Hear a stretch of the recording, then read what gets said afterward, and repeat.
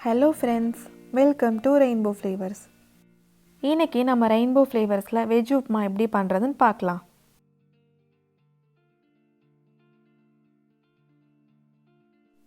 இப்போ இது செய்கிறதுக்கு என்னென்ன பொருட்கள் தேவைன்னு பார்த்துடலாம். கடுகு 1/2 டீஸ்பூன், உளுந்து 1/2 டீஸ்பூன், கடலைப்பருப்பு 1 டேபிள் ஸ்பூன், எண்ணெய் 1 டேபிள் ஸ்பூன், நெய் 1 டேபிள் ஸ்பூன், கொஞ்சம் கருவேப்பிலை, கொஞ்சம் கொத்தமல்லி தழை, சின்ன சின்னதாக கட் பண்ண ஒரு துண்டு இஞ்சி, நீளமாக கட் பண்ண 2 பச்சை மிளகா, ஒரு கேரட் எடுத்து கட் பண்ணி வச்சுருக்கேன். அடுத்து 1/4 கப் பச்சை பட்டாணி, 1 கப் ரவை, மஞ்சள் தூள் 1/4 டீஸ்பூன், உப்பு தேவையான அளவு, கட் பண்ண மீடியம் சைஸ் வெங்காயம் 1. வெஜ் உப்மா பண்ணுறதுக்கு ஃபஸ்ட்டு பேனில் ரவையை வறுத்துக்கலாம். பேனில் 1 கப் ரவையை சேர்த்துக்கோங்க.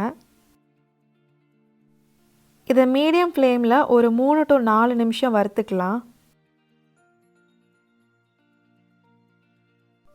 ரவை வறுப்பட்டதும் இது ஒரு பிளேட்டில் மாற்றிக்கலாம்.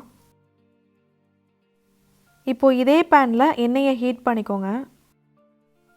எண்ணெய் ஹீட் ஆனதும் அதில் நம்ம கடுகு சேர்த்துடலாம்.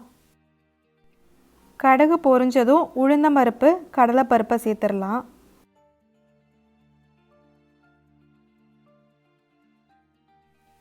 இப்போது ஒரு துண்டு இஞ்சியை சின்ன சின்னதாக கட் பண்ணி வச்சதை சேர்த்துடலாம். அதை லைட்டாக மிக்ஸ் பண்ணி விட்டுடலாம். இது கூடவே கருவேப்பிலை அப்புறம் பச்சை மிளகாயும் சேர்த்து வதக்கிடுங்க. அடுத்து இதில் ஒரு 4-5 முந்திரி பருப்பு சேர்த்துக்கிறேன். இது ஆப்ஷனல் தான். இப்போ இதில் வெங்காயத்தை சேர்த்துடலாம். வெங்காயம் ரொம்ப வதங்கணும்னு இல்லை, லைட்டாக வதங்கினாவே போதும்.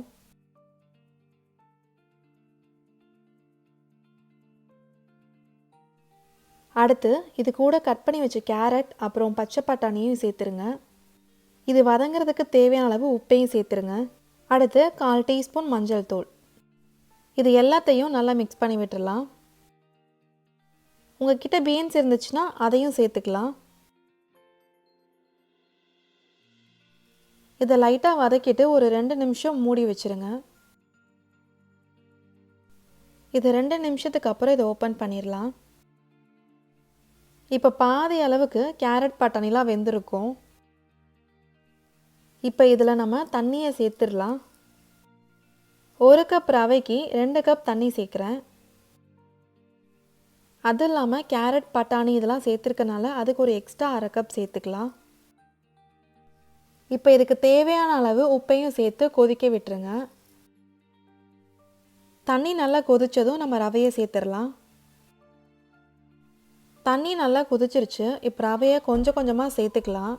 அடுப்பை நல்லா சிம்மில் வச்சுட்டு ரவையை கொஞ்சம் கொஞ்சமாக சேர்த்து கிண்டி விட்டுட்டே இருங்க. கிண்டி விடும்போது கட்டி பிடிச்சிடாமல் பார்த்துக்கோங்க.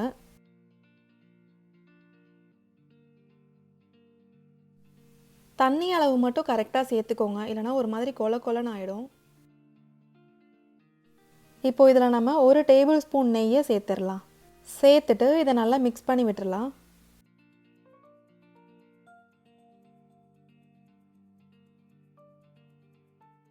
இதை சிம்மில் வச்சுட்டு ஒரு 3 to 4 நிமிஷம் நல்லா கவர் பண்ணி குக் பண்ணிக்கோங்க. அப்போ தான் நல்லா உதிரி உதிரியாக கிடைக்கும், சாப்பிட்றதுக்குமே நல்லாயிருக்கும். இப்போ இதை நம்ம ஓப்பன் பண்ணி பார்த்துடலாம். நல்லா உதிரி உதிரியாக வந்துருச்சு. கடைசியில் இதில் கொஞ்சமாக கொத்தமல்லி தழையை தூவி விட்டுடலாம்.